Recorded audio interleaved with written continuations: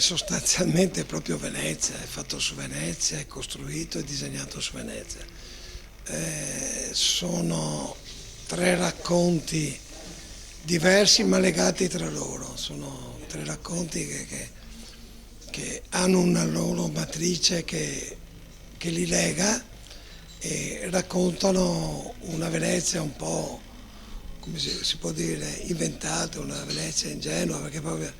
una Venezia raccontata che non è la Venezia che uno riscopre, esce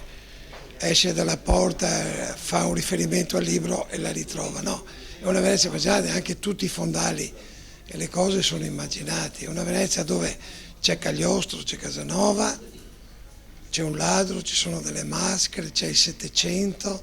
c'è l'avventura, ci sono le corse sui cosi e poi nel finale ho voluto mettere questa storia struggente che mi ha sempre colpito, che era questa storia tra Giacomo Casanova e questa questa suora che sembrava fosse una badessa, ma lui la racconta bellissima nelle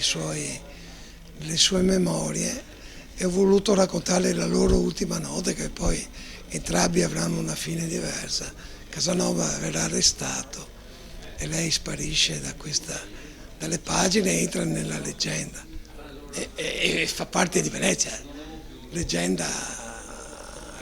raccontata, leggenda vissuta. Venezia è sempre e continua a essere leggenda.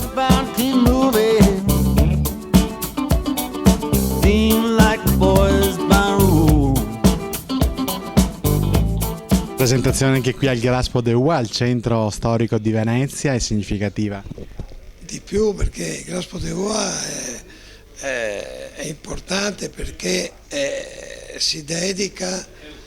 essenzialmente a tutti gli autori veneziani, alle cose, l'attività che il Graspo de Uà col suo nuovo gestore Alessandro è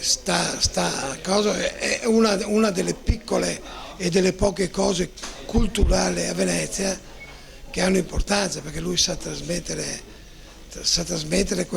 gli autori veneziani e li trasporta dentro questo posto che è magnifico, e poi è anche un posto leggendario che è questo.